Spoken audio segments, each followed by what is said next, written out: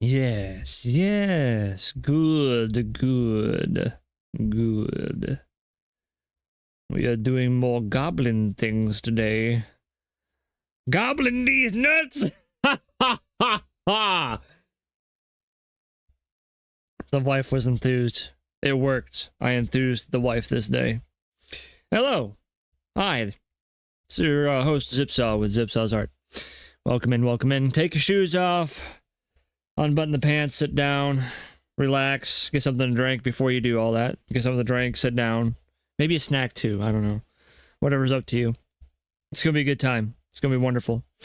We're gonna go ahead. We're gonna go ahead and put some music on. Basically, let's go ahead and just show you this real quick here. Oh my god, a squeaker's in the background. Squeak, squeak, squeak. We're gonna put on some Elwyn Forest. We're gonna do some World of Warcraft music today by Everness. Obviously not by Everness. Everness is just the channel from which you can find this music. Whoop-de-doo. Whoop-de-doo. Whoopie-de-dane doogle. So there you go. There's that. And I'm gonna go ahead and hit play. Some nice relaxing music. Yes. Yes. While we finish our gobbo chick, our bad gob girl. It's so good. So essentially, if I look here, we did finish the gobbo chick herself. I don't see where I am missing anything per se, so that's good. It's good. It's good stuff. Some show it. Those some show it. Show it, gotta show it. Alright, so we are going to place everything. What is this? Oh, this is, oh, okay, so these are accessories. So that's the bomb in the hand there. Right? Right. And then we got the gun. The gun. Yeah, these can stay separate because but we'll put them in a folder all to their own. Yeah. But let's do the little rat next. Do rat. Oh, Ratican. Oh, Ratican. The world's most famous Ratican. Oh, Ratican. The world's most favorite rat. And then the little guy, drunk guy, gets fed to the kitty. What was that cat's name? Was that cat's name Princess? It's been a while. Why was that? Where was that even fucking? What was the movie's name? What was the name of that movie? It's gonna drive me nuts. No. Detective. Fuck. We're gonna look this up, ladies and gentlemen. It's gonna bother me. No, it's the Great Mouse Detective. The Great Mouse Detective. Yes. You know that the protagonist is a rat. I mean, antagonist. The protagonist is a mouse. The antagonist is a rat.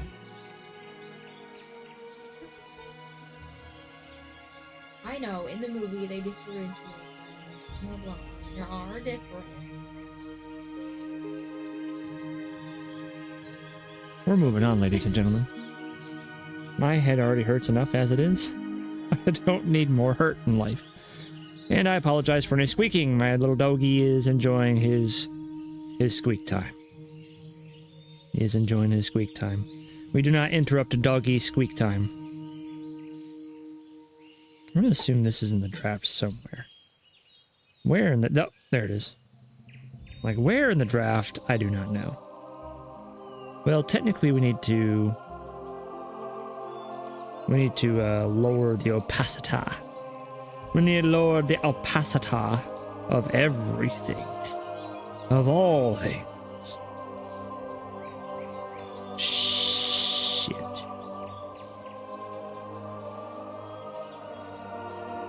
There we go. Let's go to 31. That's fine. It's fine. It's okay. It's fine. It's alright. Yes. Yes. Okay. Okay. Should be all set. So now, of course, we will get back to, we might actually do the boot separately because I am going to make like, you know, movement marks and stuff like that.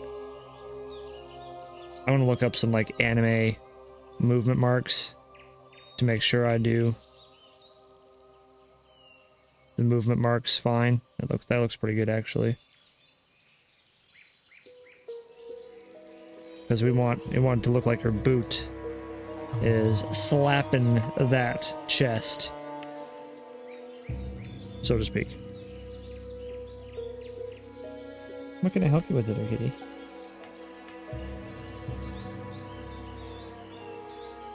You sit funny.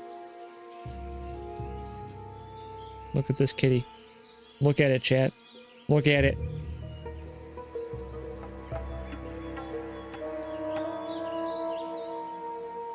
It's cute in every way.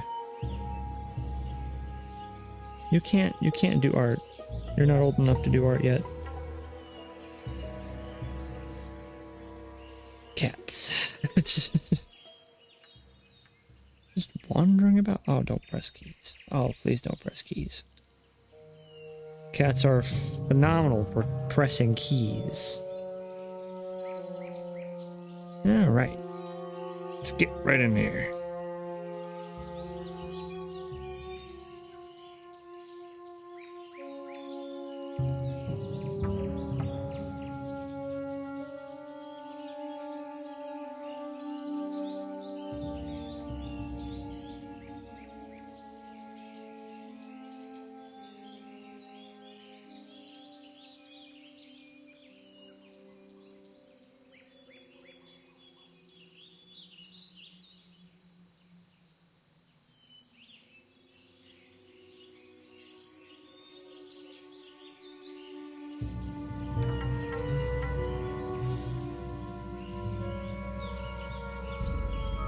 Let's see.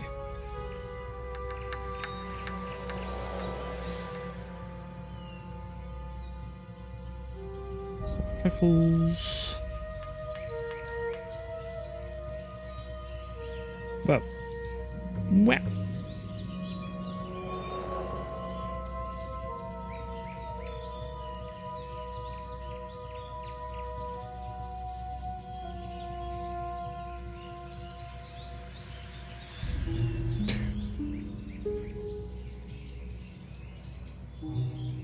It's hilarious.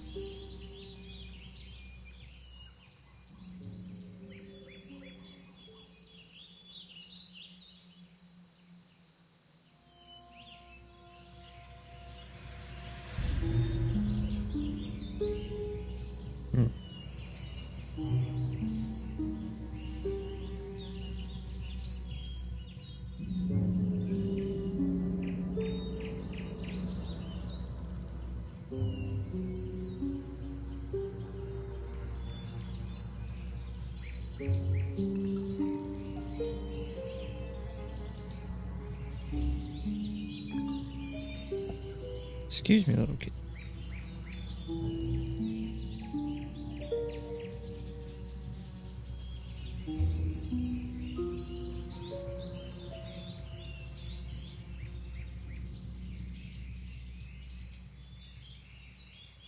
That's about right.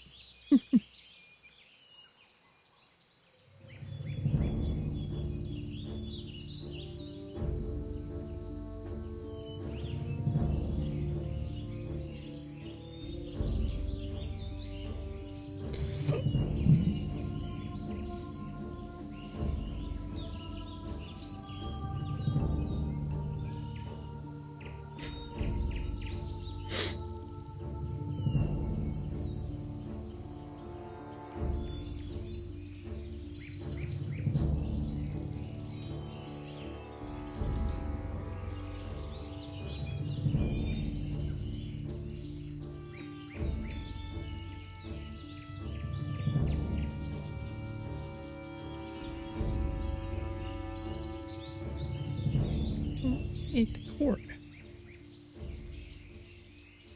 Don't eat the cord. Hey, you don't listen, do you? No. No, you don't listen. Kitty never listens.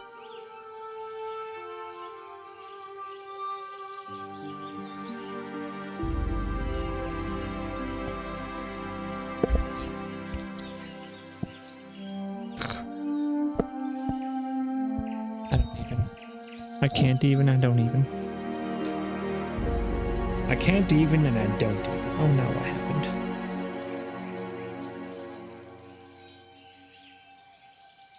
I'm painting with white? Why am I doing things with white?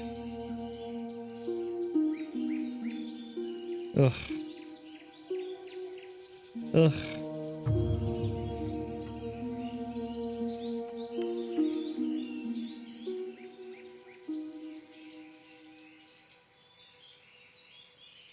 It's hilarious. It's so hilarious.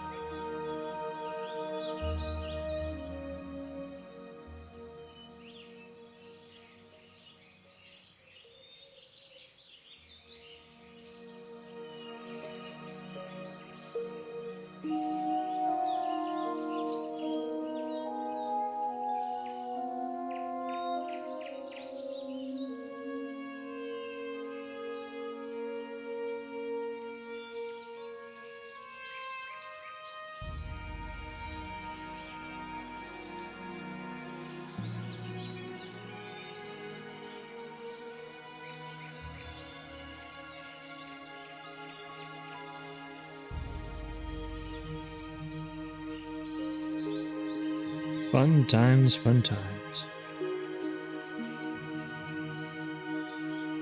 Would you stop pressing computer keyboard? Would you even? Look at this. Oh, look at this. It's an animal. Ow, ow, ow. Get out of here. No. Get out of here. Shush.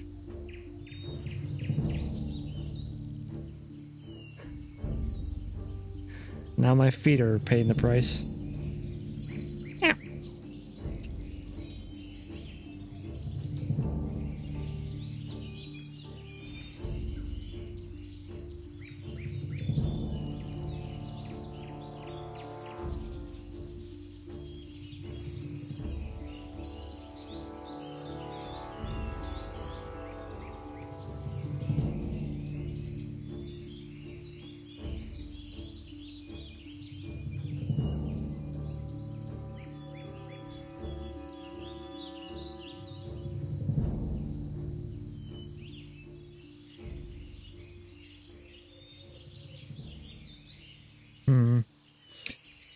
Trying to figure out how to do action marks.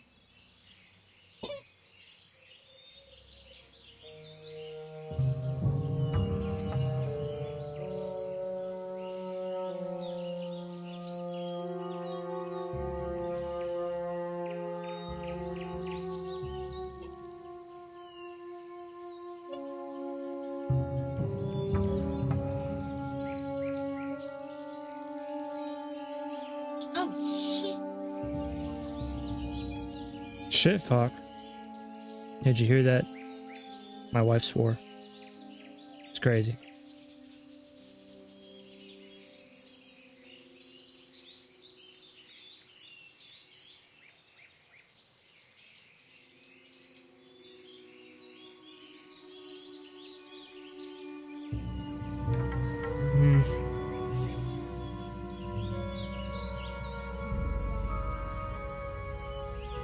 The wife died. She dead.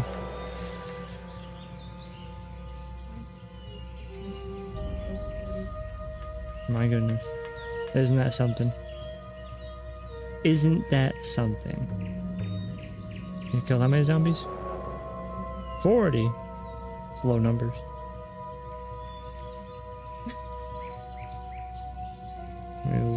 Need to up those numbers. Up those numbers. Exploring and killing zombies is how I Oh. want to die. Just gotta up those numbers. Last time I ate a poisonous mushroom.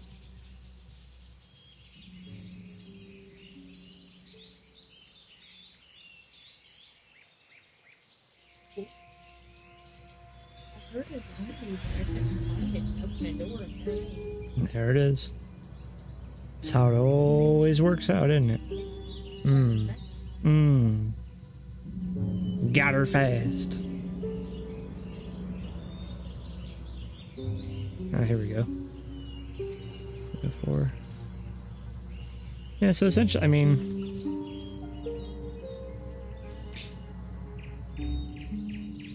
I won't go that far back. I think it's ultimately okay. I guess it's my own version of...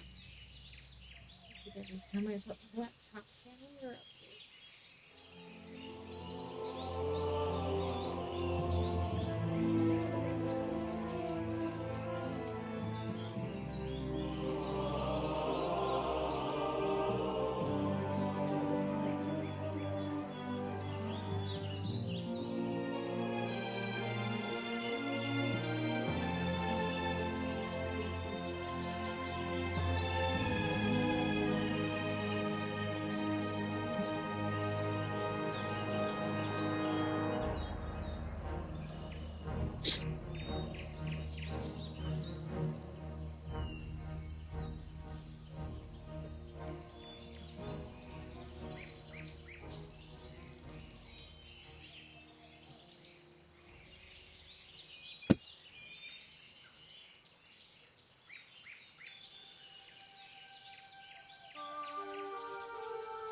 Somewhere.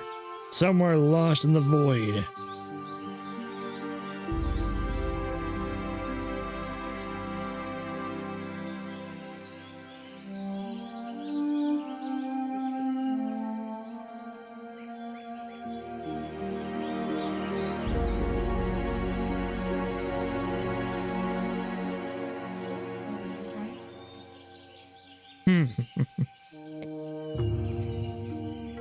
Squeaker of proudness. Has the internet seen the proud? The proud squeaker. This is the squeaker of proud. This mighty squeaker. It is a mighty squeaker. Dog loves squeaker very much. Indeed. There is no doubt that that squeaker is most favorite squeaker. Absolutely.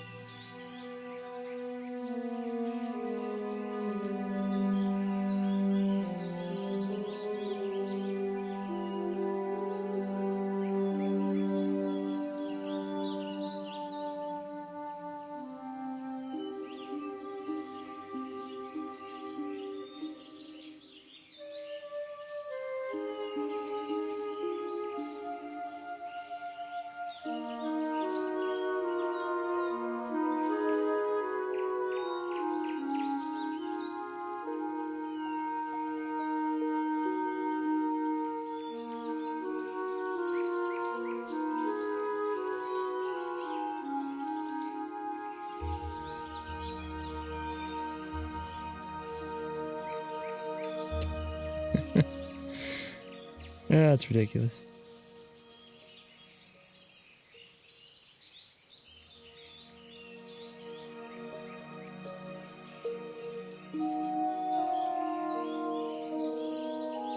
Do I need to make little marks?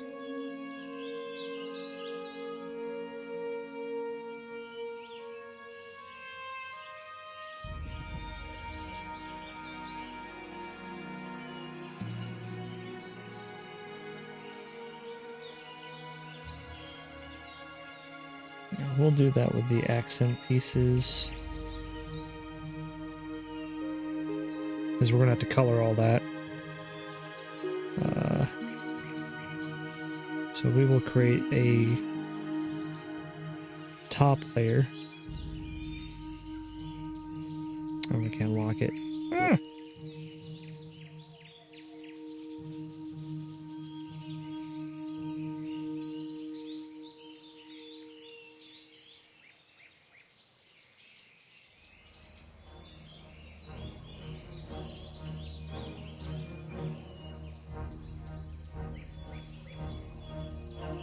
There we go.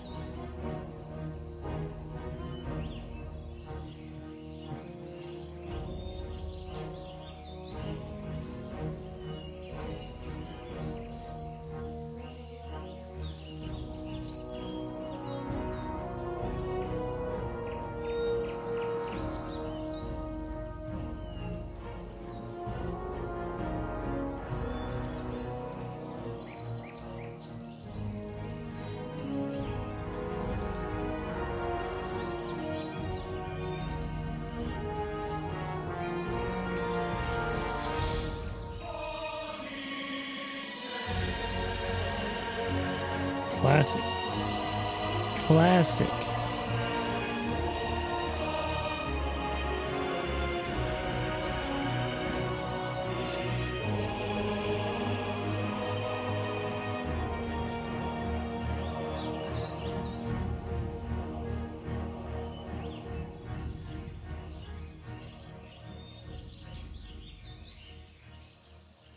He was just sitting at the edge of that box. And then she just stomped her gobbo stompers down and away he goes. Woo.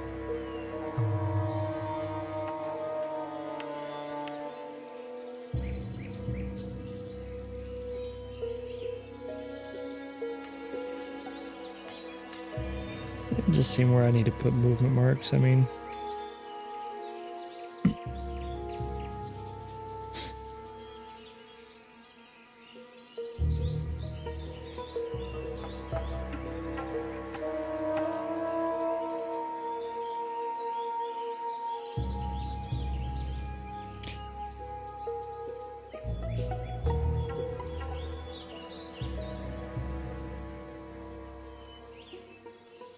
those are supposed to be whiskers, so I don't know if I want to do whiskers or not. I've been pretty undecided on whiskers.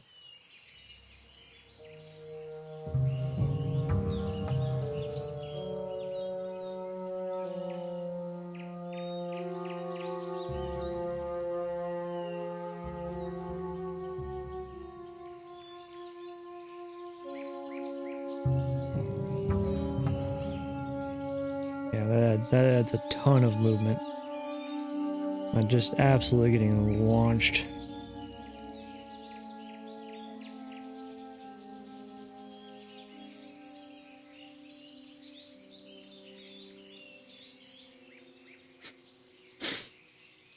Hilarious.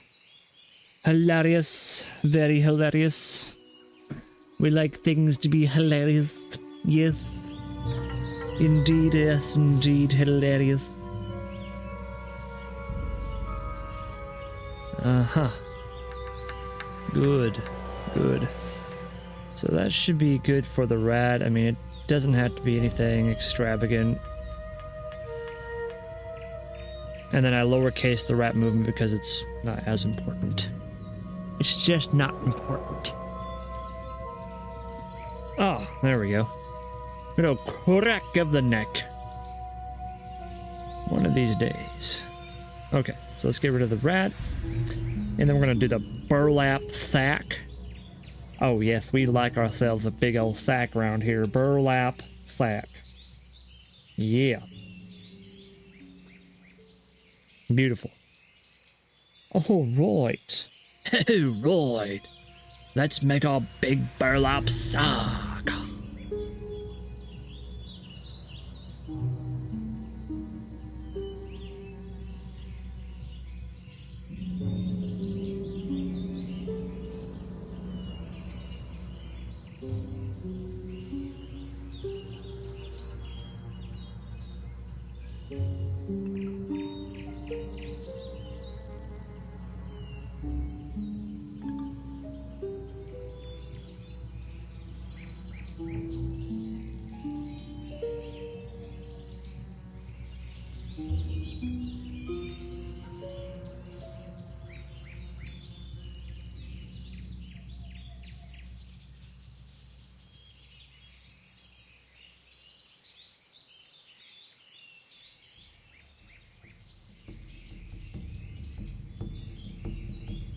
There we go.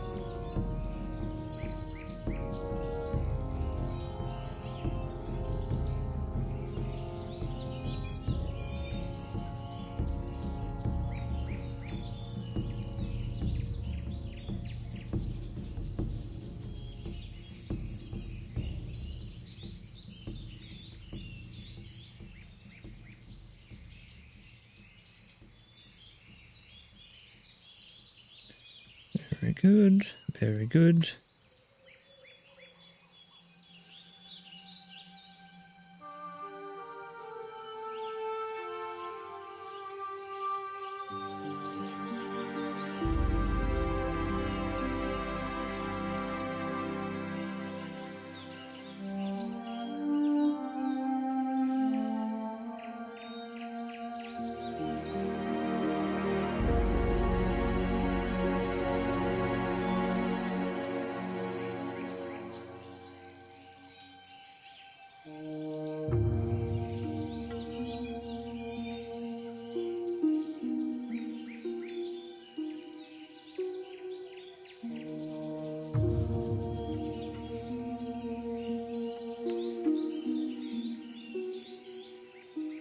And we can make like a little chew hole where the little rat was like chewing through it.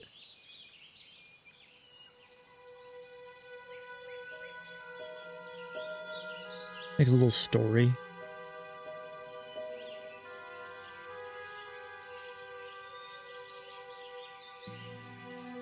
There you go. And then you erase those lines.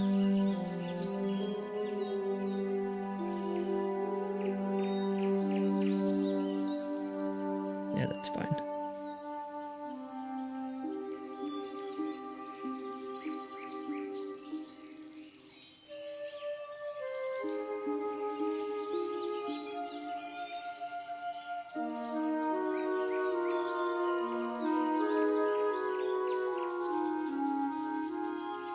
Okay. Okay, it's okay. And this will be pretty easy. All we gotta do is something like that. Fill this in with the darkness. Yes. With the darkness. And...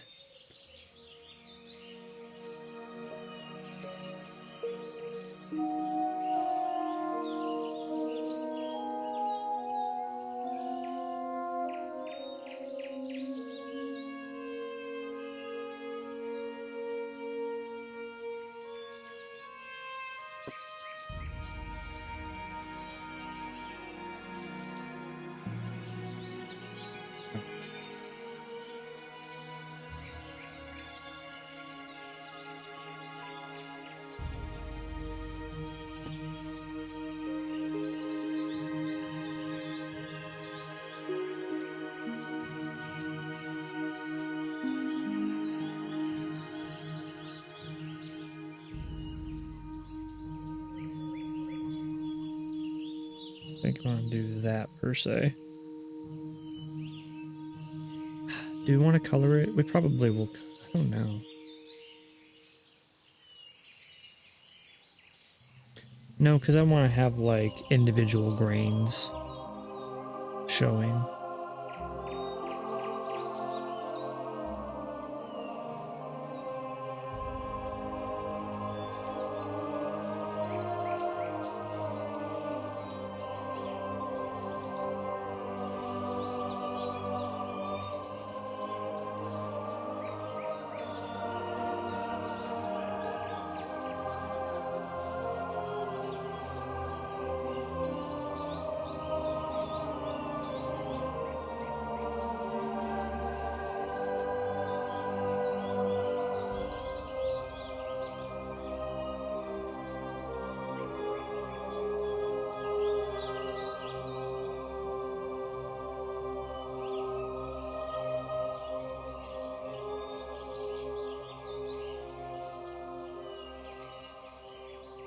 That's fine.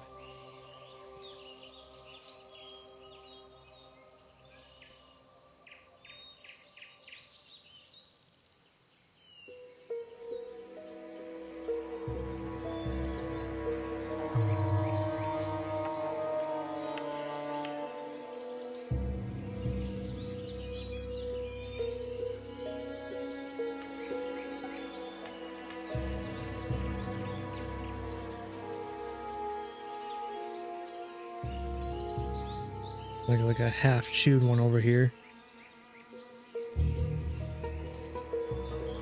He was chewing on it.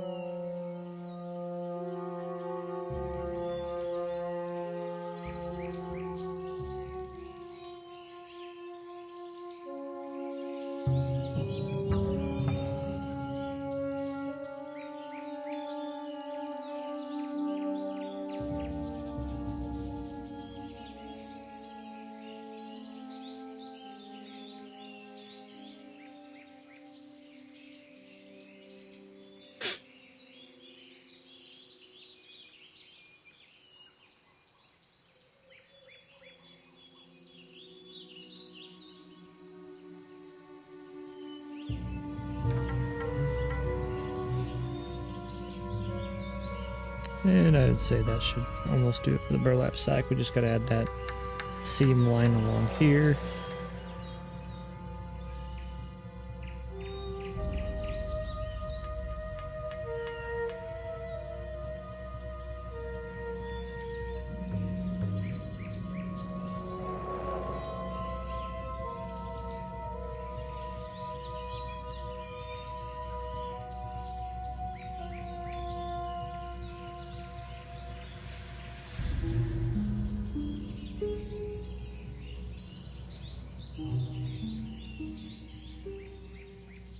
There we go. Good deal. Now let's work on the TNT box. Let's see, let's go to it. This is Elm Forest. Eversong Woods.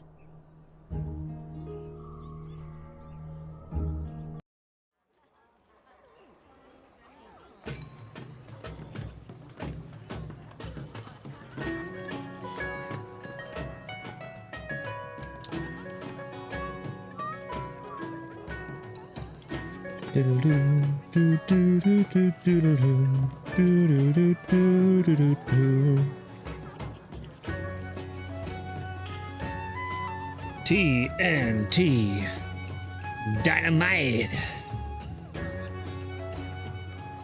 Boop. What? What's happening? What happened? What's going on? We're approved? We're approved for what? What are we approved for? Money. I brewed for the money. I like me money.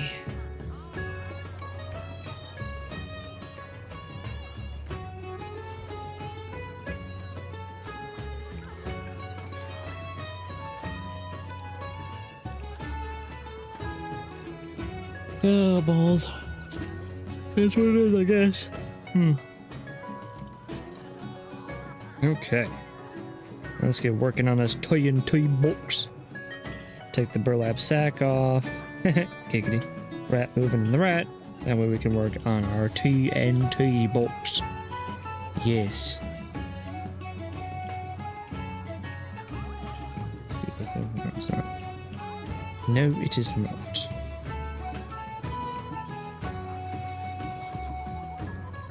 We might have to use straight tools for this. Or straight lines anyways.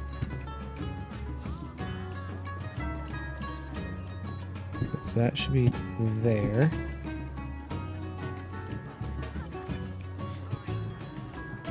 It's gonna have a little bump there. Come back over chug. And then that goes over like that there. And of course this goes all the way over chug. And since these are connected there, that's fine. It's fine, it's fine. And that goes over here. And of course we're gonna add like, you know, cracks and scrapes and things like that. Just gotta give it some time,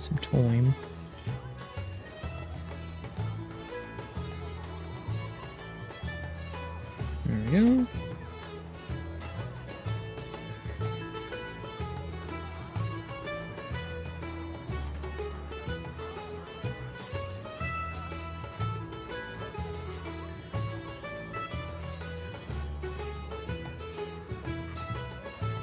Very good. Boxes are so fun to draw. It is so much fun to draw a box.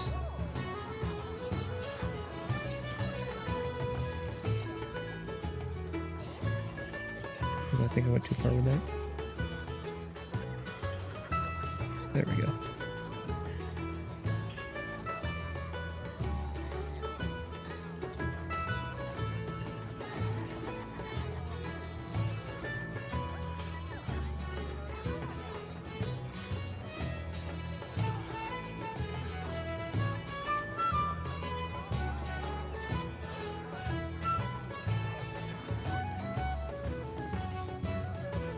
This isn't going to show anything per se. This just goes straight down.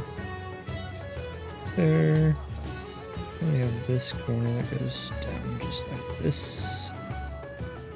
And of course we go like that. Beautiful. And then this one go right there. A little racy. Yes. And then that will go right there. That will go right there.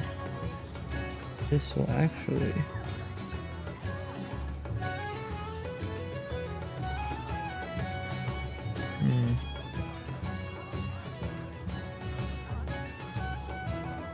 This should go all the way to the end.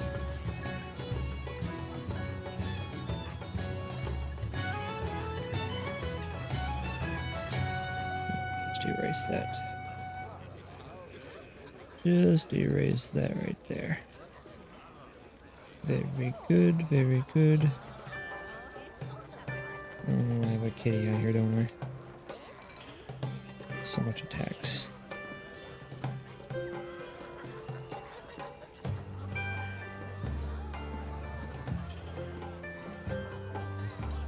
This is going to be sunk in just a wee bit. And then just like that.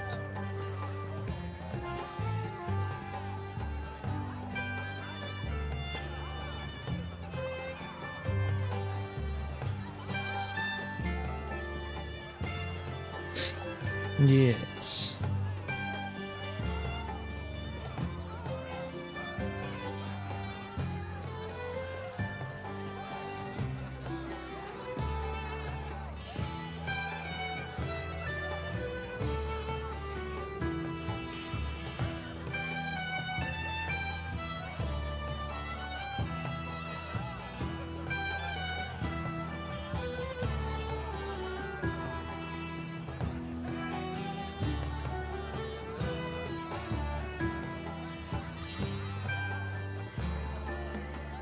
Okay.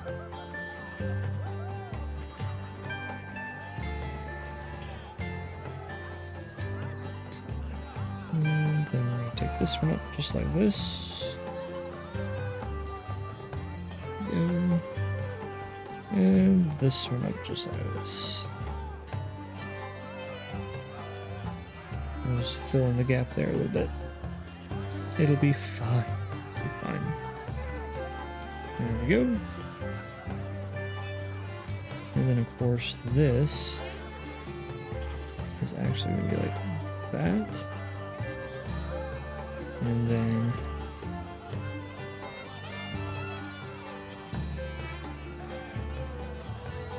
yes. Yes.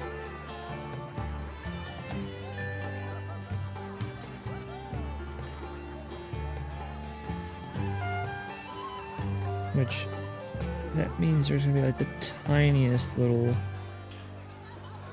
sliver right there.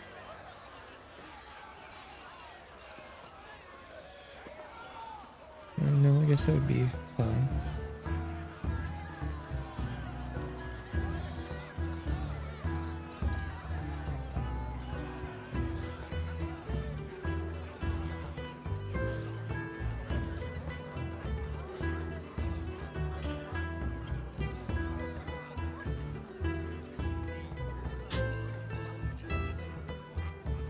Okay.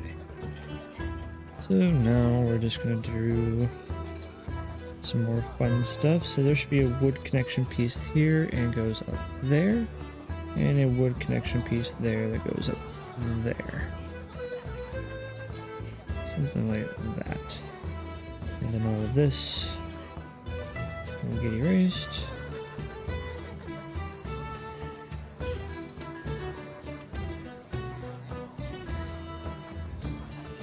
And then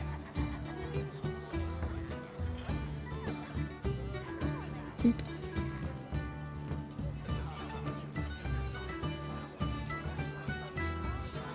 There you go.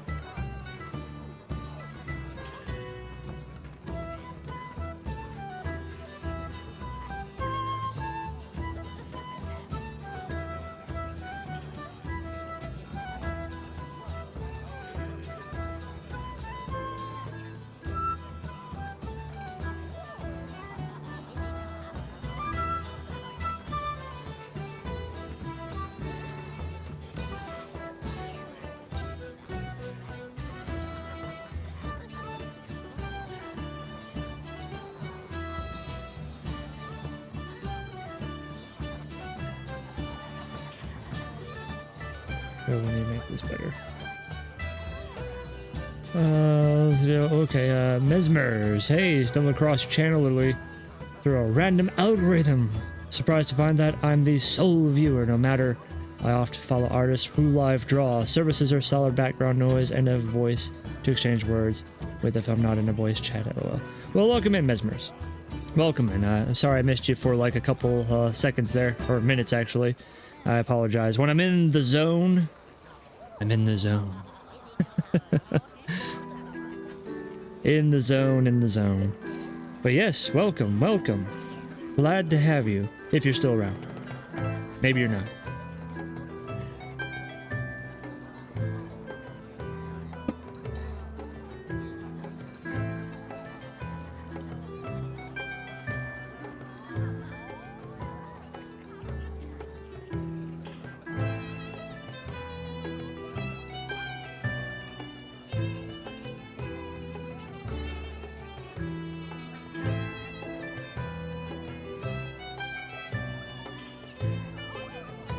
I know the mistake I did.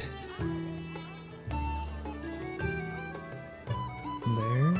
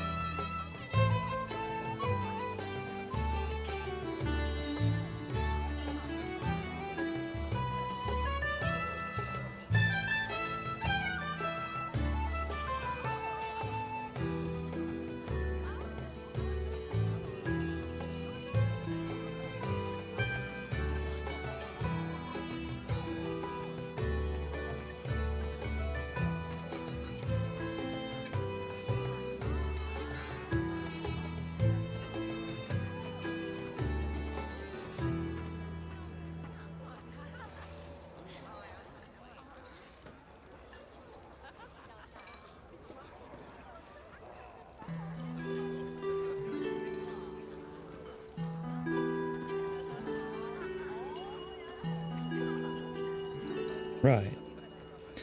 So now, I think I can do a polyline.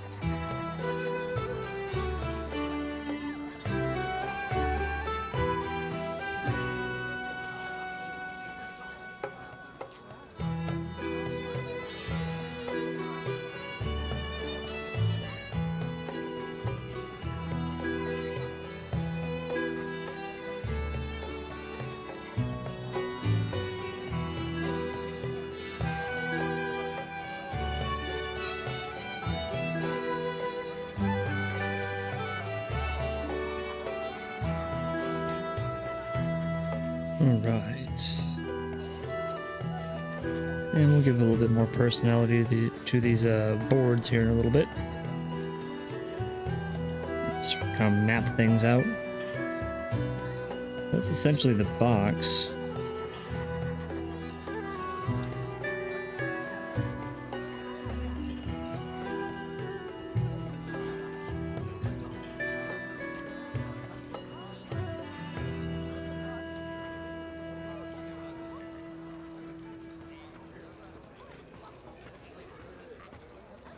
All right. So let's start adding some character.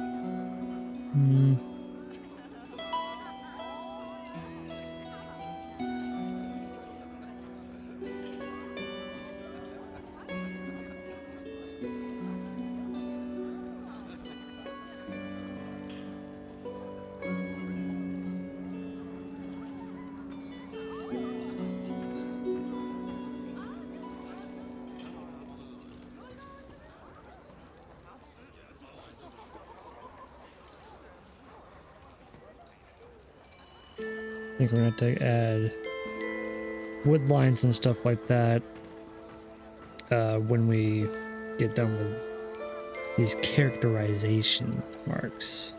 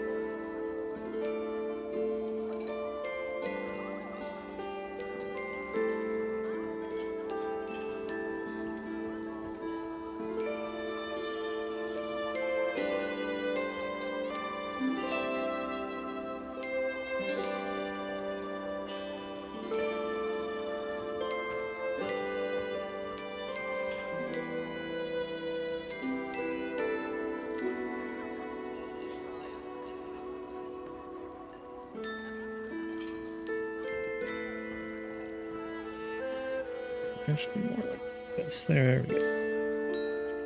There we go. One line makes the difference.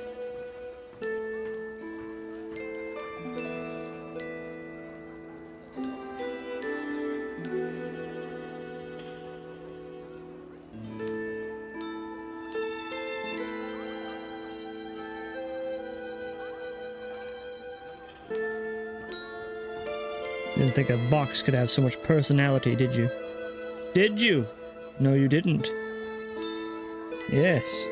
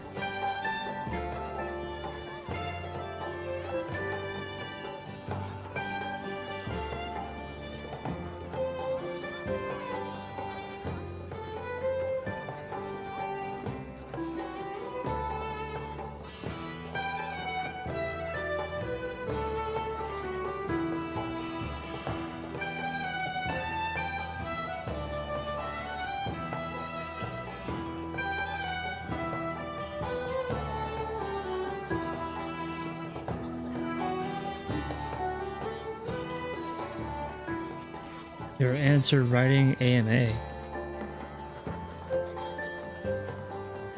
Dangerous 7. Dangerous even? Dangerous even or danger? No, it's dangerous even. Yes.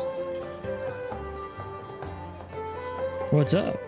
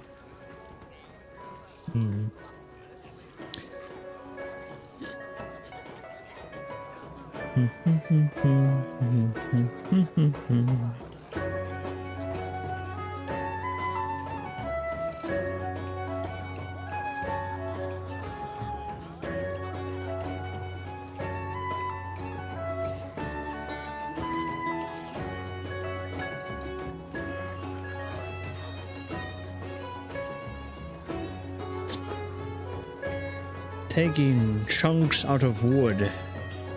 So much fun.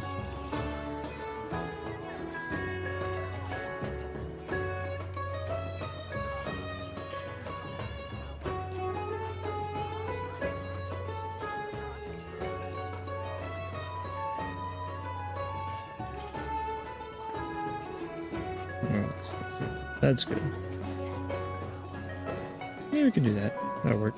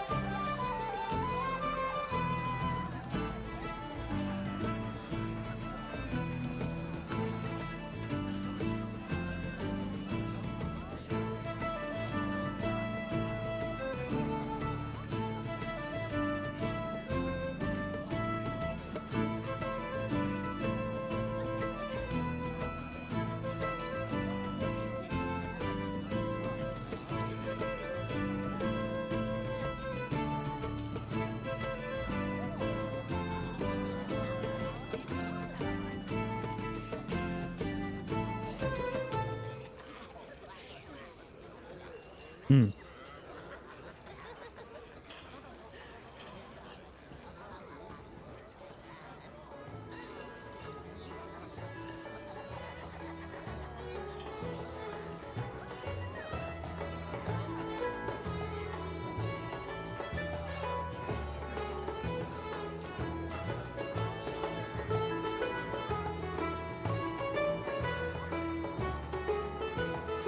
Are you getting hungry, wifey? No. I see not what you do.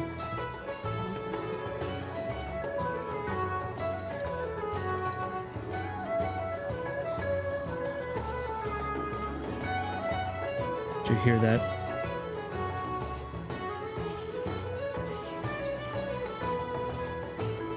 You're on pause. You're on pause in my bucket. Well,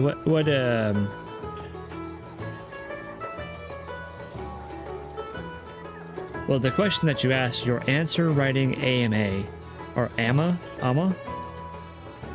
I don't know what that is, unfortunately. Your answer writing AMA or AMA. Unless you misspelled.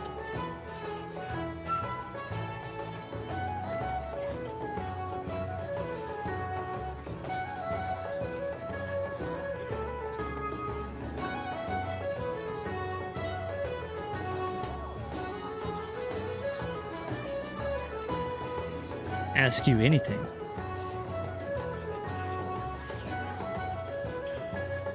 Okay, well, I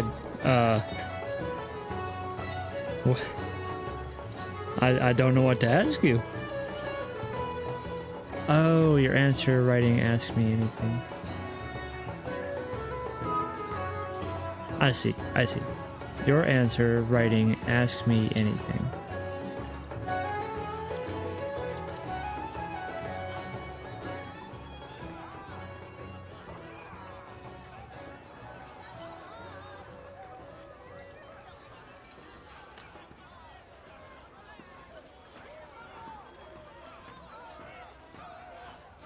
Sorry, my brain is like fried.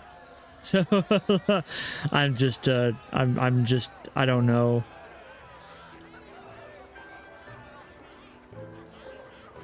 Are you telling me like you want to know, will I answer any question that you ask me? Is that what we're getting at? I apologize. I don't simply know.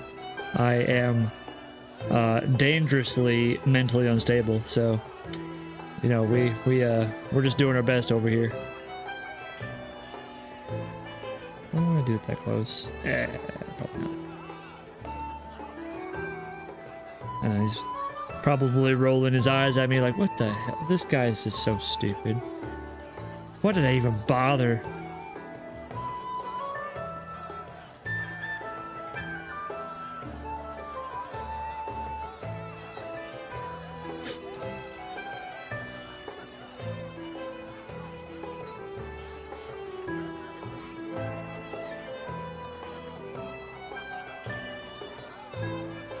I mean, if the answer you're looking for is, can I mean, yeah, you can ask me anything you want.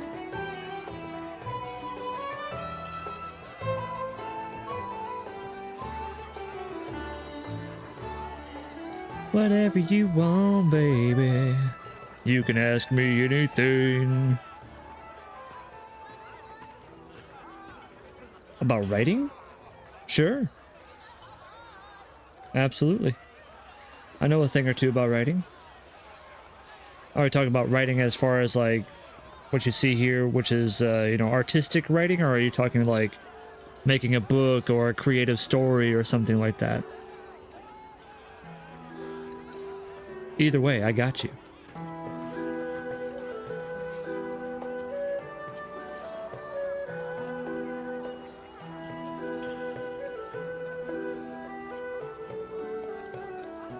Cheap viewers. Damn robots, get out of here. Book, creative story. Okay.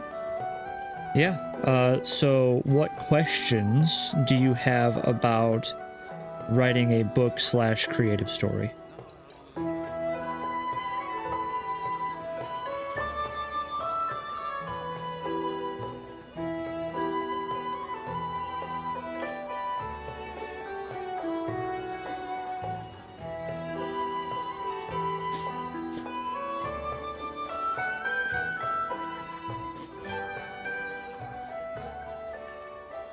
This box is tore up.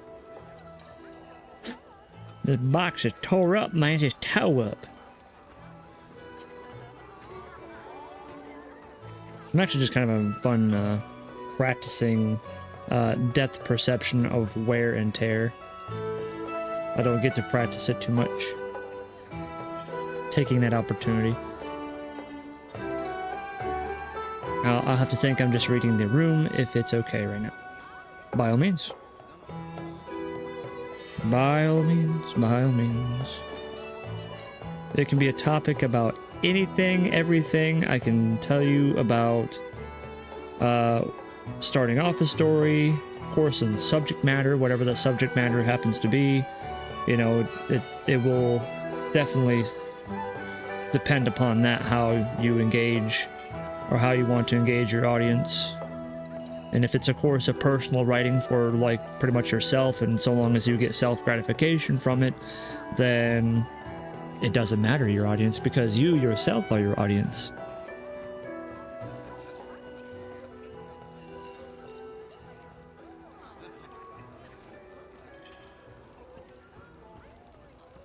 Want to do that? Yeah, that looks pretty cool.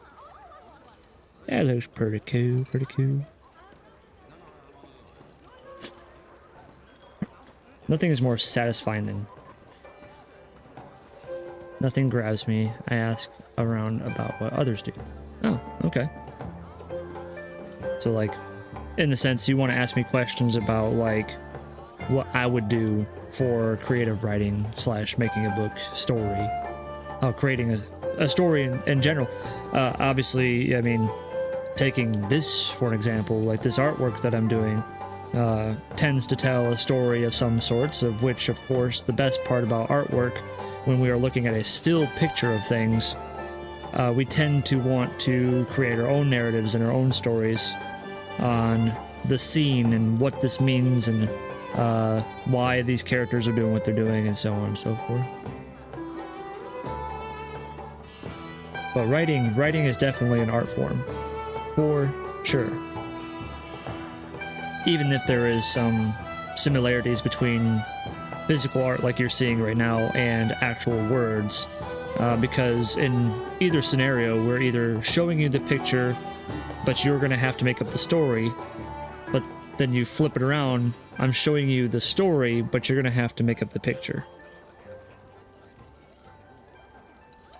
Two sides on the same coin. Yes.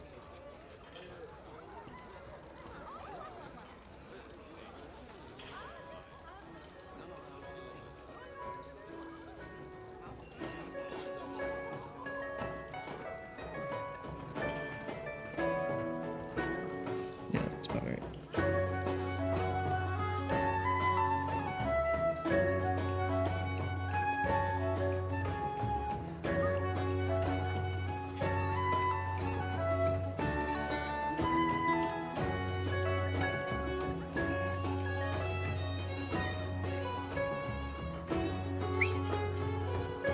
It's too low. Too high. Might just find just well. Nah. That's fine just the way it is.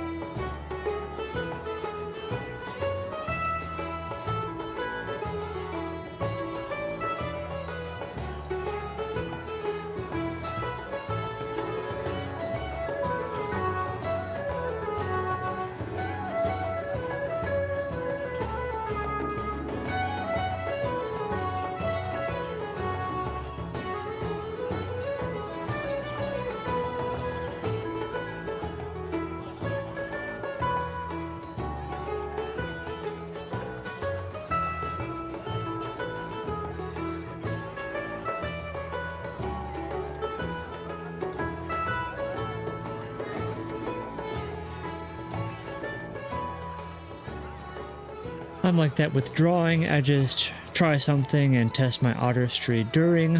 Writing is different if I go for it. A lot of things are unclear and I feel like I'm creatively spinning the same point and no plans. Okay, so like you find yourself running around in circles and like you're talking about something in particular and you really want to drive home the point of that whatever it is, but maybe you feel like you didn't explain it well enough, so you circle back to it and you find yourself in a continual circle of I'm talking about the same thing but I don't know if it makes sense, or maybe it's not clear enough, or basically you have an unsurety. You're just unsure of exactly what it is that you're trying to portray, or you might be worried about whether or not whatever you're portraying is coming through clear to an audience, and especially when you read it back yourself and you're just like, my god, what did I just write? So it's more like I have no idea and no elaborations. Okay.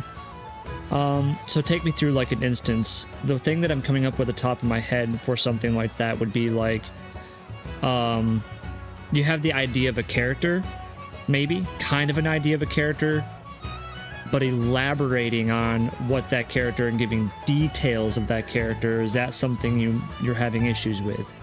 Like really giving the details about, so that way someone can put it in their head of, so that's what that character looks like. Am I close, or are we not quite there yet?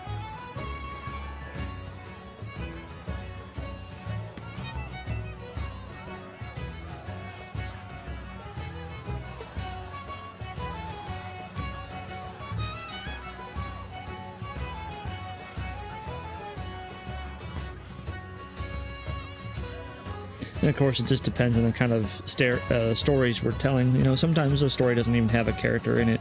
It might just be explaining scenery, or hell, maybe, I guess, well, no, animals would be considered a character. But yes. So one idea and no elaborations. No idea. Or what, sorry, one idea and no elaborations.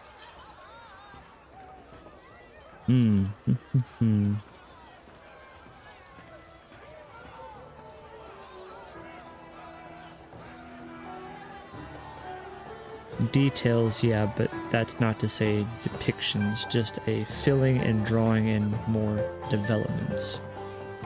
Just a filling and drawing in more developments.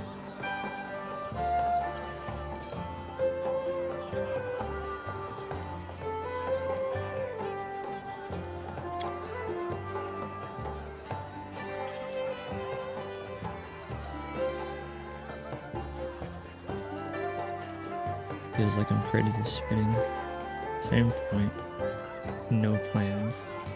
Just a filling and drawing in more developments.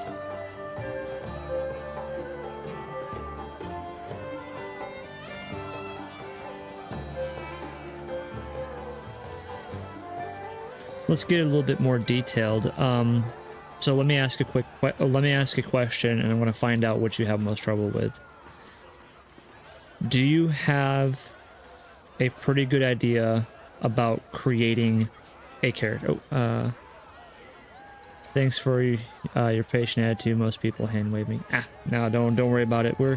I'm having fun. We're relaxing. We're doing nothing of any urgency or requiring a vast amount of attention in multiple places. So by all means, no problem. And you know, I'll give my opinion for what it's worth. So I'm going to ask you some questions, and you simply answer. It could be a simple yes or no, or you can give me a very short answer, because I kind of want to find out where your true hangups are. So, developing a character. Do you personally believe that you have issues developing a character? And of course, developing meaning from personalities, what they look like, how they act, you know, an overall character. Do you have any troubles with that? Yes. So you have troubles with developing a character. with those facets of character development, are you having more trouble in portraying a personality, or having more trouble in creating a look? And of course, obviously, I know we're talking about writing, right? So therefore, typing out a description of a character as far as how they look, or typing out things not only as descriptions, but possibly things that the character says, and you're trying to give them a personality. So which one of those do you tend to have more issue with? And you could say, I have issue with both, and that's easy. We'll tackle both of them.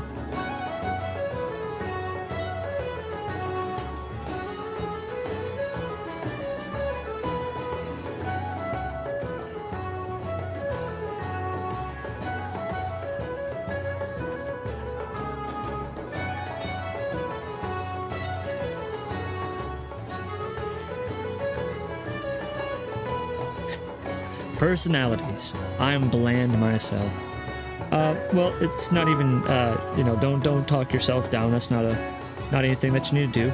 But as far as like personalities, even for myself, are hard to do. And I'll use this example because I have one right here, right? When you look at the facial expression, right? I have trouble with looks then if grab a pen and draw. Okay. And yes, and as far as artistry is concerned, when it comes to both physical art, like you see here, and writing, a lot of the times it is nice to be able to draw out your character and then be able to describe them in a book, or when you do writing. So as far as personalities, let's just take this goblin chick for an example.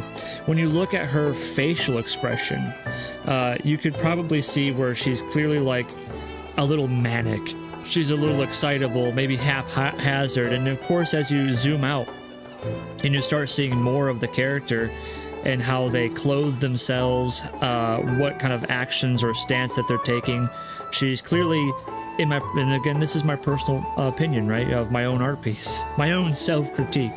Her stance shows that she's confident, she has ability, she's manic because of how her personality looks and how, as far as her facial expressions look, and her hair is wild and free.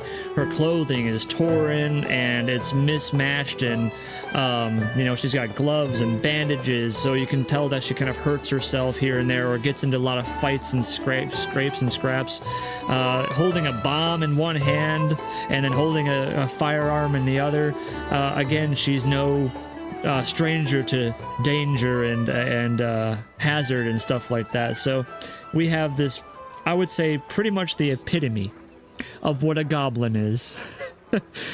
Tossing care to the wind and not caring what happens, and just having fun and enjoying whatever they're doing in the chaos of it all, right? And so that's personally at least what I see when I see a character like this. And then of course with the personality, let's just say, let's try to translate that to words, right? And many of the time, we can do things like, we have comic book bubbles, right? And we usually say something in the bubble. I can discover an expression after depicting the eyes, but planning an expression before drawing is different. Okay. I can discover an expression after depicting the eyes. True, because eyes are going to be one of your most telltale signs of generally what that character feels, right? It could be sadness, could be anger, could be psychosis, could be anything. But planning an expression before drawing is different. Okay, so in the sense of like, you're essentially staring at a blank screen and a white canvas or whatever it may be, and you're planning it out like, okay, I want to make an angry character, and so now is it actually coming up? I guess I might be skipping a little bit here. So is it actually coming up with an expression right from the get-go, before drawing. Is that what I'm getting right? Like you just can't. You just don't know what expression to make before drawing. But planning an expression before drawing is different. So you don't even go into it with a plan.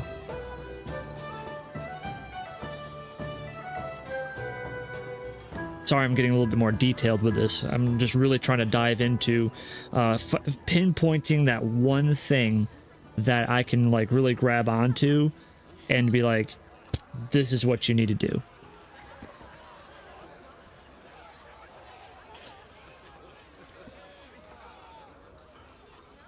Okay. And of course I'm reading your messages over and over again because I want to like continue to get the hamster wheel in my mind to continue to do about I can get a feel for drawing a character if I say angry. Yeah, and of course maybe sometimes you'll see my face like especially like let me grab let's grab a new canvas real quick. Shoop. So like when I want to draw a character, and I already have the idea in my head for the most part, but you know, ideas in your head, and then translating them onto a canvas or a piece of paper, or even writing, completely changes. And sometimes it's discouraging because whatever you're doing here isn't what's going up here, and it can be frustrating. However, I just kind of do a go with the flow. So the initial thought, let's talk about like an angry thing, right? Like if I say, this is going to be an angry character, you'll see my face like this is just an angry character. And I just, okay, here's the eyes. Yes, okay, well, we're going to do the eyes first. And well, I know that an angry look, the eyebrows are kind of like this, right? They're like, this really angry look. Yeah. And, you know, then you have to figure out mouthpieces, and it's just, you know, they get angry, and then they have all these things. And now, yeah, we're going back and forth between drawing and writing. But like I said, they're on the same coin, right? They're on the same coin. So, which one do you want to focus on more? Do you want to focus on drawing, or do you want to focus on writing?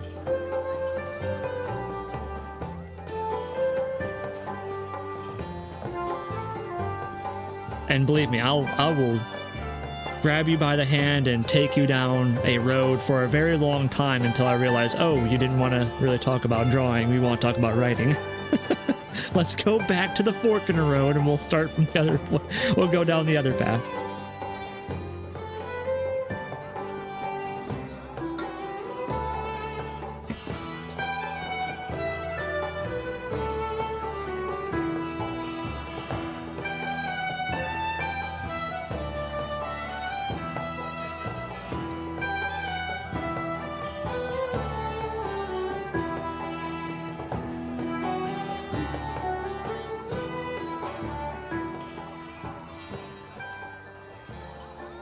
Writing.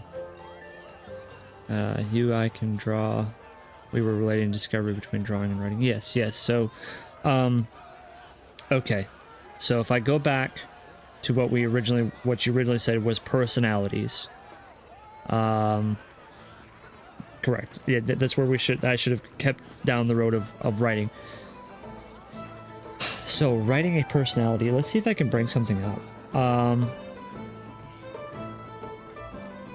Can I do Notepad Ease? Let's do this. Let's do a writing exercise. I like writing exercises. Bring this over here. How well can you see that? I think you can see that pretty well. Alright, let me do this and get myself situated. I gotta get my keyboard. Okay, there we go. Okay. So.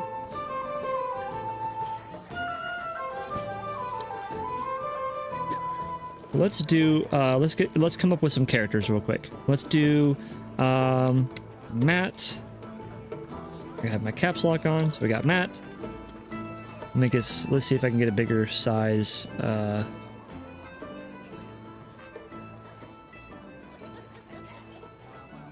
I don't usually use notepad, so I don't under. Let's see here. I guess section. Is that bigger? That's almost okay. Let's do subtitle. That's better. Okay. So we have Matt, Stacy. Jeez, pizza doesn't even stay with the same thing. What the who hash? Matt, Stacy, and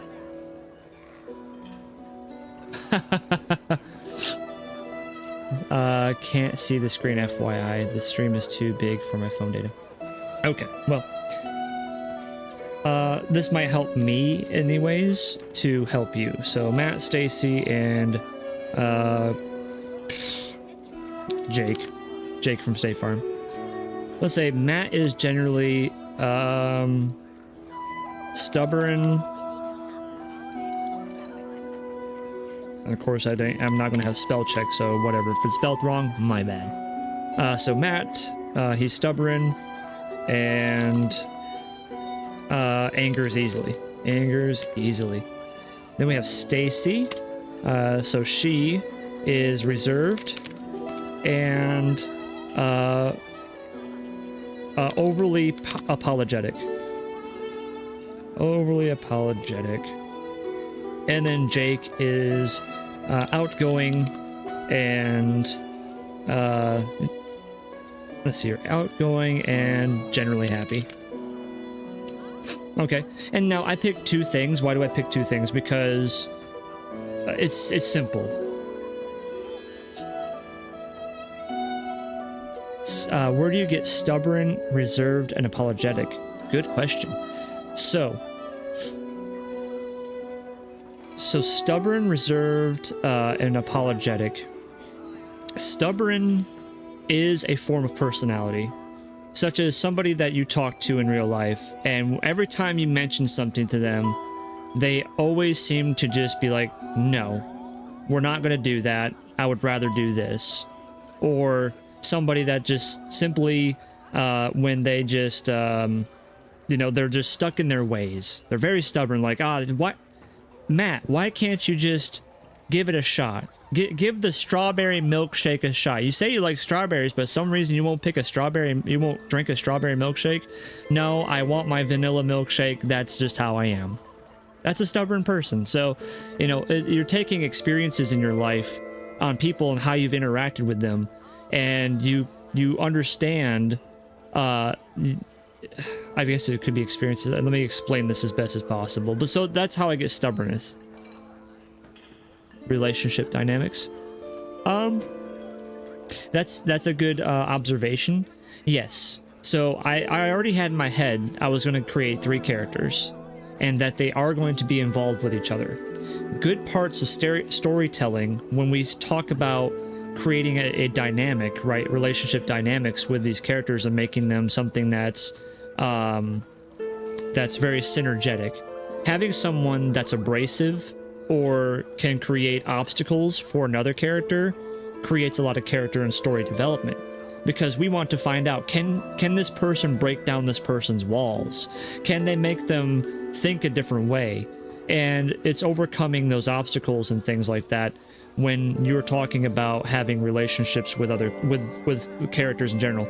Because if you have characters that have the same personality and have the same type of dynamics, it's pretty much almost like a military kind of thing. And where, yes, take the Clone Wars from Star Wars, right?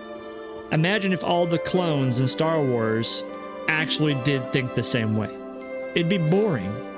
But that's why you got Fives and Fixer and Scorch, and you got all these clones that are giving each other their own code names because they're just a little different than each other, even though they're made of the same material.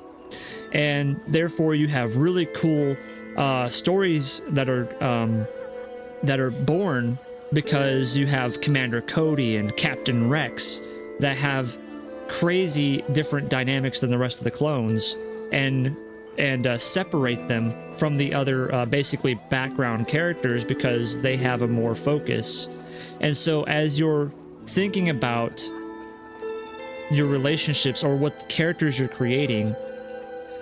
Obviously, just like I kind of presented here, I know that you said you can't see the screen, but finding out like what kind of characters you want in your story, that's one of the first basics that you're going to have to find out when you're writing. Like, so I want to make a story of 5 adventurers going through a forest and going to a kingdom, and their objective is to get here. So you're obviously coming up with your plot, right? The whole plot of the story. That's the basics of all story. You want to find out, what are you doing? Where are we going? Why are we doing it? And how many people are involved? And so, as an example, I have Matt, Stacy, and Jake. They're 3 friends from a high school, and they just they got together because of some maybe similar circumstance, right? Maybe they have the same bully. Maybe they have parents that work together or something like that. Again, we're coming up with a reason why these characters are even together in the first place, and then from there we dive in deeper, which is, okay, so I want 3 characters, and they all hang out from high school, and they do things with each other, and I figured out the common reason why they even bothered to be together or as friends, right? And so now I want to develop each character. Okay, well, what's the names of my characters? What names do I like? Well, I like Matt, Stacy, and Jake. I think those are pretty simple character names. I think we'll work with that for now. Obviously, as we're story building, everything is subject to change. Nothing is ever for certain. So these are just the ideas, right? So I have Matt, Stacy, and Jake. Well, when I think of Matt and Stacy and Jake, I'm trying to form in my brain. I'm trying to form a brain of something that would be interesting or exciting or something like that, or good character development. And so, and as you said, well, it's out of the blue. Are you thinking about relationship dynamics? Yes, absolutely. And so I just decide something. I decided on Matt first. Just pick someone. What do I want Matt to be? Well, as I said, I want him to be stubborn and angry. So he's just a very abrasive character. He's very abrasive. And so what would be something synergetic with that? Stacy isn't necessarily completely the good thing for Matt because, as I said, reserved and overly apologetic. These 2 people will never see eye to eye. They really wouldn't have anything to do with each other as far as that's concerned. But Jake, however, outgoing and generally happy, he might be the glue to this whole relationship, because Matt and Stacy might look up to Jake because of something that Jake did for them, right? And so maybe Jake involved himself with Matt because Jake saved Matt from a couple of bullies that jumped him or something like that. And so Matt has this complex where he's stubborn and he's angry and stuff like that, but he's made what's the word I'm looking for? He's made an exception for Jake because he helped him out in a circumstance that no one else probably would have. Again, we're story developing. We're developing these characters and why they have a relationship dynamic. And likewise, Jake also was involved with Stacy because Stacy has this problem of being aforementioning or affirming. What's the word I'm looking for? I think it's affirming. Basically, like I said, reserved and overly apologetic. Like someone says, "Stacy, why are you doing this?" Oh, I'm sorry. I didn't mean to do that. Did I do something wrong? Right? Like that's Stacy, and Jake is there helping her. Like, hey, Stacy, if you do this and this, but let me help you or something like that. And then so Stacy again looks up to Jake, just like Matt does. And so through that, Matt, Stacy, and Jake kind of just hang out with each other.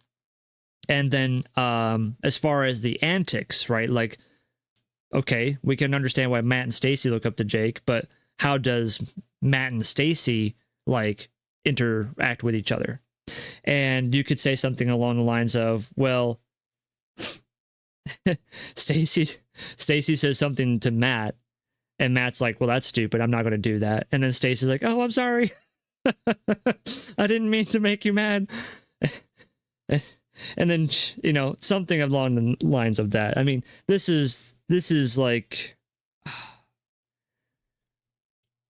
I don't know what to say. This is something that would require more thought process, right?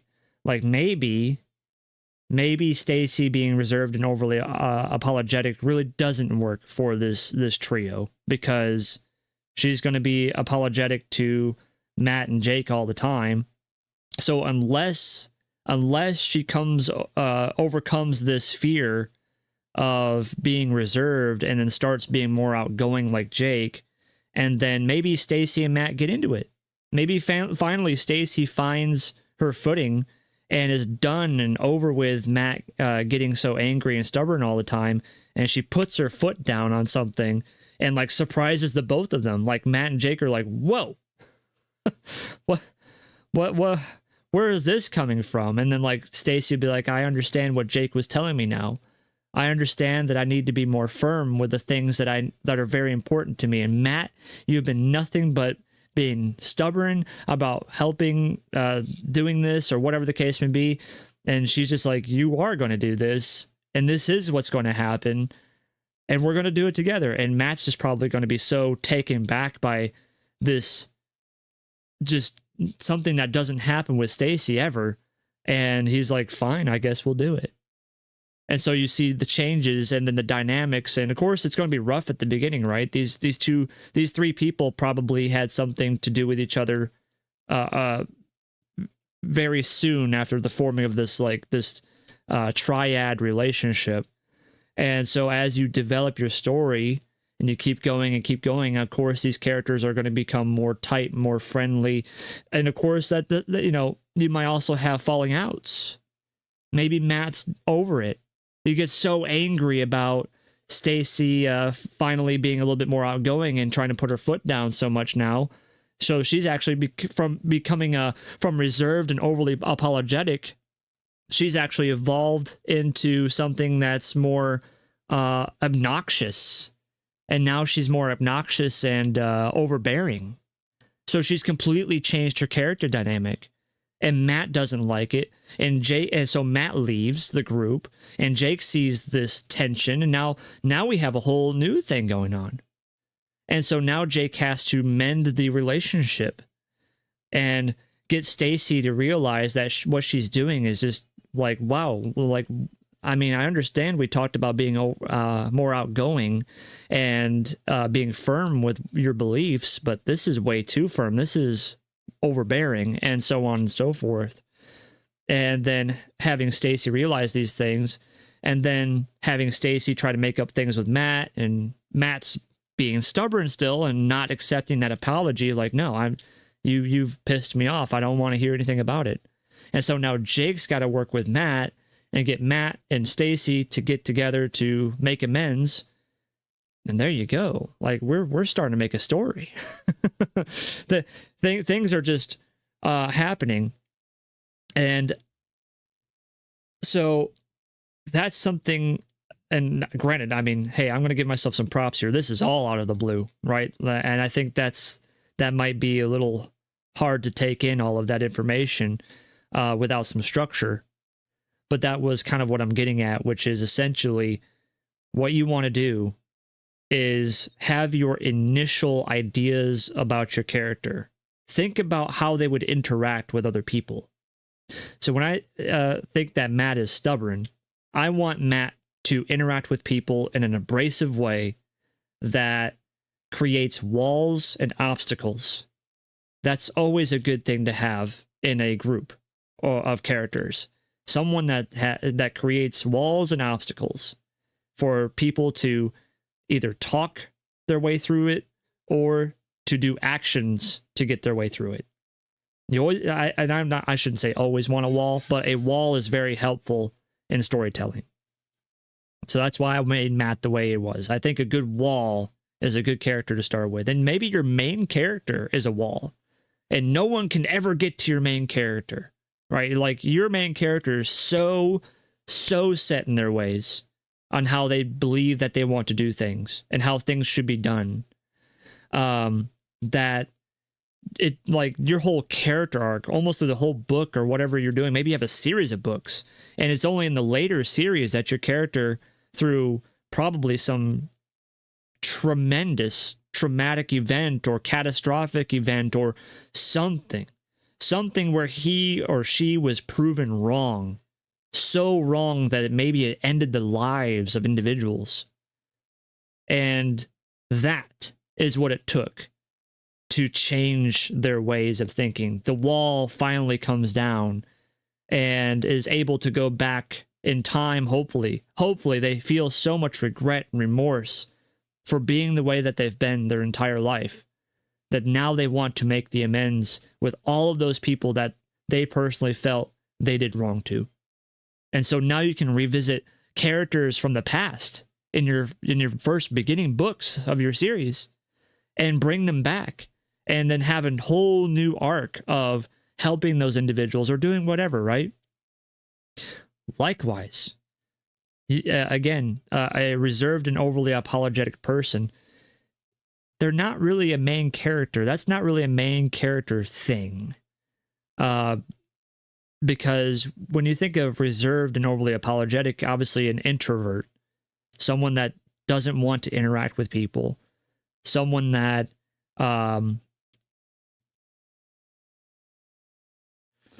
taking notes. It's weird because the wall doesn't work in D&D because its value isn't a very social game, right?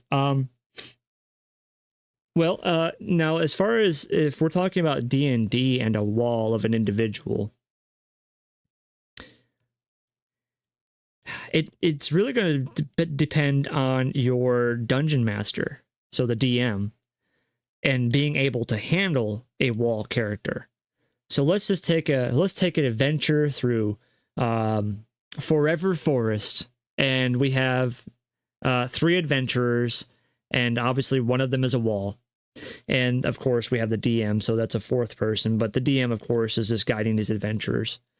And one of the walls that could happen is the DM says you are presented with a fork in the wall, or a fork in the road. One road looks incredibly inviting, warm. You see the sunlight through the trees, and a gentle breeze upon your face as you stare down that pathway. The other pathway looks dark and fogged over, and the trees look a little less lively, less leaves, very spooky, chilling almost as you stare down that pathway. What do you do? Well, 2 out of the 3 adventurers say, we want to go down the sunshiny way. I think that would be the best one. Your wall character, though, says, no, I want to go down that way. And they proceed to walk down the pathway of the cold, chill fog. The other 2 characters are like, whoa, hold on. What? No. We want to go this way. We want to go this way. And the wall's like, nope, we're going this way. And so now the DM has to create a story for, now that the wall is walking down this pathway, you feel a presence staring at you through the dense foliage in the dark. And you roll a perception check, right? Something like that. And so now your whole gameplay has been changed because of one character, the wall, the guy that's stubborn and says, "No, I don't want to go that way. I want to go this way," and just proceeds to do it and doesn't care about what the party thinks. I mean, it will work in D&D, absolutely. But again, you have to be able to have a dungeon master that can evolve with the wall, but be fair to everybody that's involved, right? When you have adventurers that create these type of relationship dynamics, you have to be able to be prepared for it. That's why before you start an adventure, right? Before you even start a D&D campaign, you come up with characters. And then your DM should be asking you, okay, well, what are you going to be?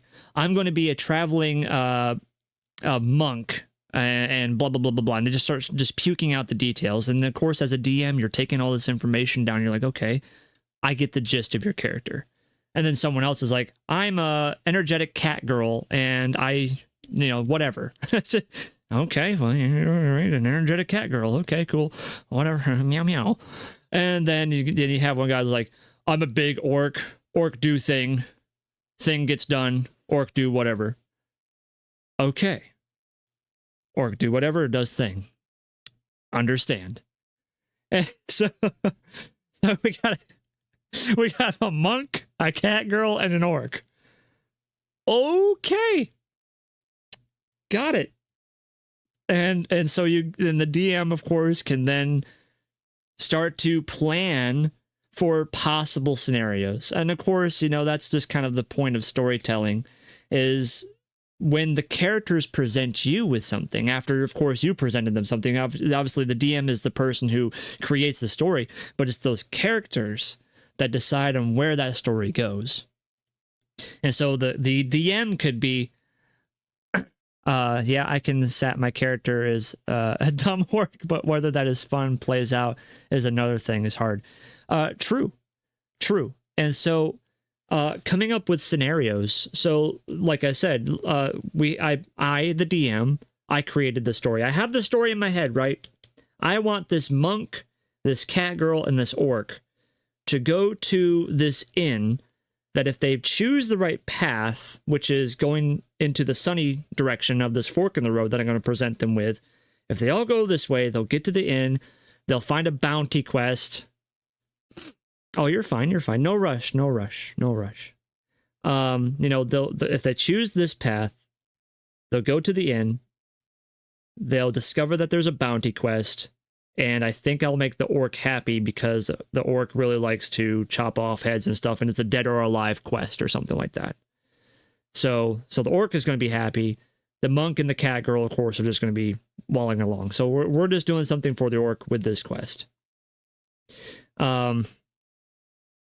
But if for some reason they choose the other way, then I have a backup story, which is they're going to find themselves in a haunted house. And therefore, the orc, the cat girl, and the monk are going to have to figure out how to get out of that haunted house, and so on and so forth. So you have your initial story of where these adventures are going, and now it's up to them to decide where to go and how to do it. And so, again, we find ourselves at that fork in the road. And as I explained, one's a sunny breeze, beautiful, and the other one is dark, cold, and foggy. Which way do you want to go? Orc, go this way. Okay. Orc, go that way. And the cat girl and the monk are just freaking out like, what? Why? And so now you know you are ready to do the haunted house. So you get through the woods, maybe you had an encounter with, I don't know, a band of kobolds or some bullshit like that. Something small that everyone can take care of. Orc get to smash, monk gets to use a spell or two, and the cat girl gets to also fight. Everyone gets some experience and a little bit of loot and whatever, right? And eventually you get through to the haunted house. And so now, again, as a DM, I'm thinking about this. We're thinking about this, right? Okay, I'm ready to have an orc that is allegedly not afraid of anything go into a haunted house because, orc smash.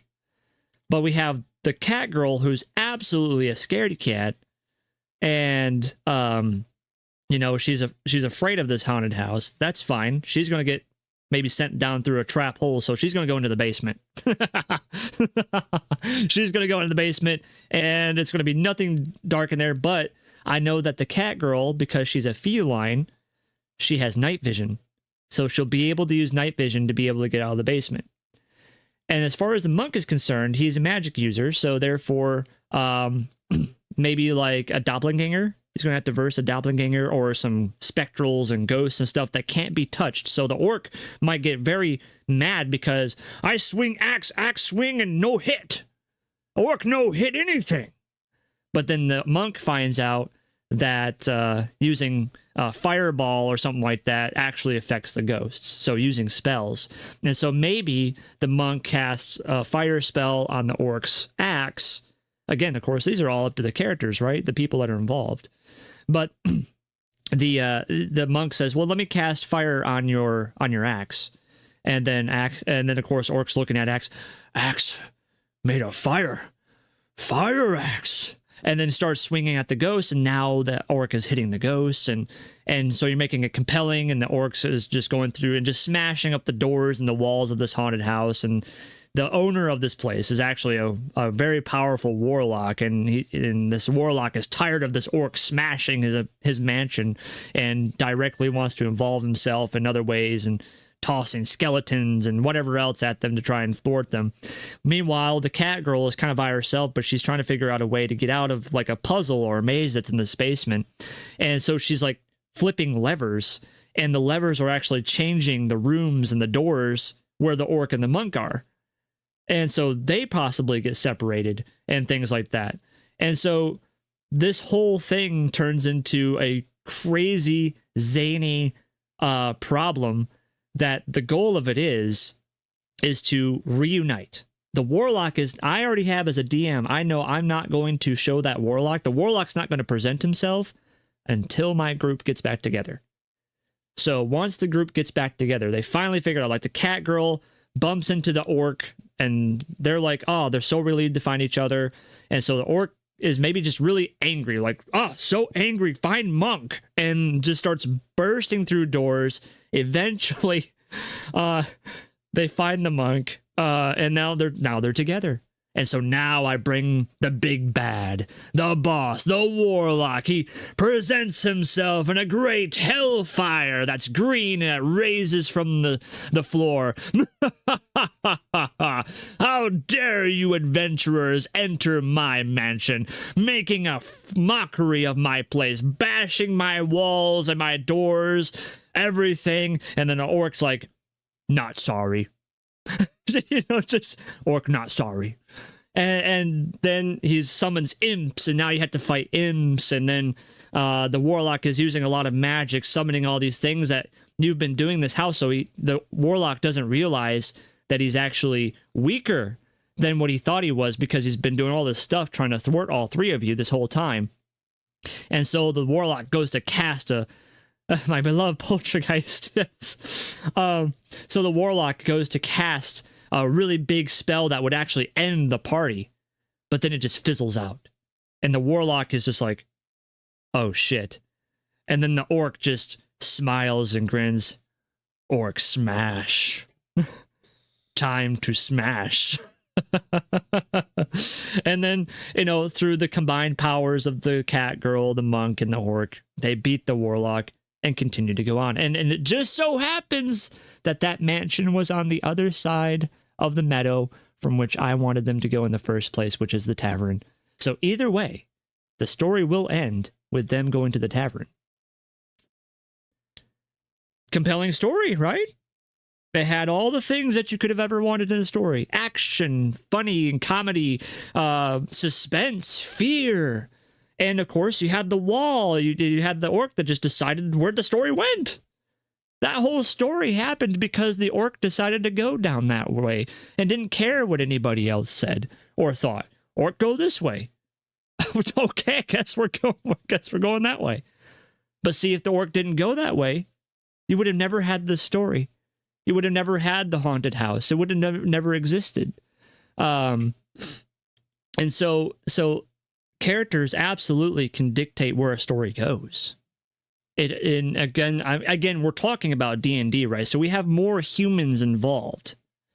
And when you have more people involved and characters involved, plus their dynamics and their personalities that, of course, everyone created on their own whim, your story is going to be dictated by those characters. You have the idea as a DM of where you want to go, and you will end there. That is where you want them to go. So it doesn't truly matter which way they take.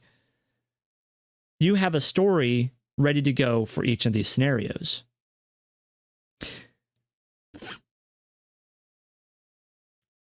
There you go.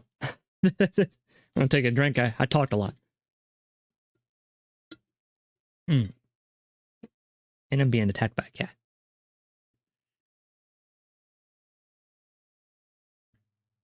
Yes. Yeah. And if maybe you're not sure, but I, or possibly could imagine at this point in time, I have DM'd a few times. I actually enjoy DMing, and I can come up with stories off the top of my head better than most. I'll say that. Better than most. I can create a scenario for someone and anyone, just right from the brain. Maybe that's just my trait in life, but yeah. I'm an honest DM, nothing extra or twist of fate, unless I'm railroading. Yeah. So, but as far as like the stories and stuff like that, it's yeah, your characters, your band of wayward adventurers or misfits or whatever they tend to be, are going to dictate that story. And all you got to do though is, if you didn't plan for it, you're going to have to run with it, right? Which isn't the best thing. Improvising isn't the best thing unless you're noticing that, let's just say for instance, it's too hard, right? Whatever's happening, these characters, your companions that you're trying to have a fun time with, they're having a hard time beating the monsters. So maybe you introduce something or do something for them that helps ease the pain of, unfortunately, making it a little too hard of a scenario. There's that improvision. The other improvision, however, again, talking about the same side of the, or a different side of the same coin, would be that things are too easy. Which I think, I'm not sure, it's been a while, but most of the time I think a lot of things that we do are too easy. And so we don't want them to be bored. And so toss something out of the blue, as you said, like railroading. Just while you're fighting the skeletons, the ground starts to rumble and shake, and you hear what sounds like running, getting closer and closer and closer.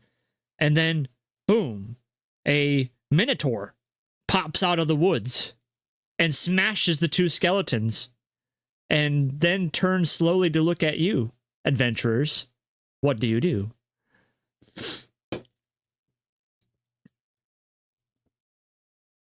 Yes. Check out these emails back and forth between Kate and our insurance. Okay. Let's see here. Oh my goodness, what's going on? There's so much going on. I do apologize. I need to look at something. But yes, hopefully that's helped a little bit. I'm not sure if I've helped you at all. But I do. I do hope that I helped in some way, shape, or form. I do apologize. I am doing some very important things, and so therefore I have to avert my attention to my phone to do this stuff.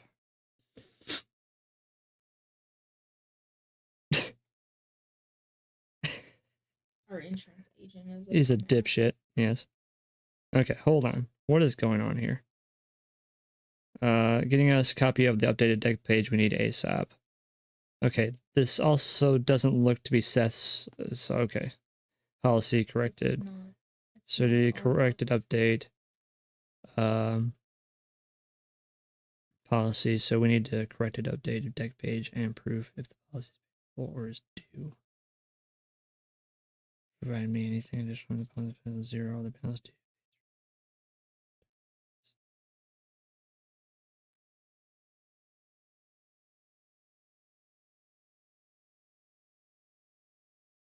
What is this?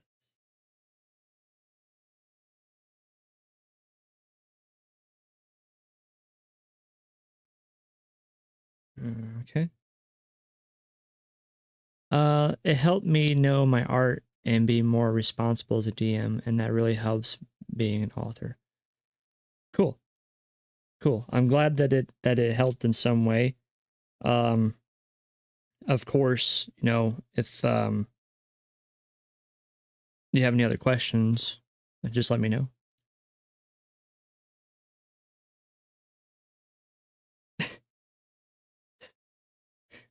The PDF file isn't even. It's not us. No. The hell, man. Such a useless guy. Useless. Insurance agents are useless. Well, at least the one that I have. It's useless. Oh my god. I'm ready to call Kate and be like, because he's probably on drugs. Okay, they're good with it. Now if Josh would do his job.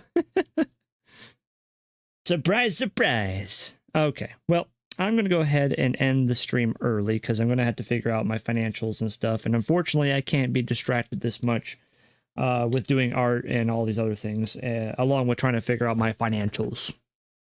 So I'm going to go ahead and end the stream. I'm digesting. And if you haven't followed, go ahead and follow, like, comment, subscribe. Follow me on YouTube, Twitch, Kick, whatever. I go by the same name on all of them. Also my Instagram, if you want to see my finished artwork and stuff like that. I got links to all of those things in Twitch and all that good stuff. But hopefully I'll catch you next time.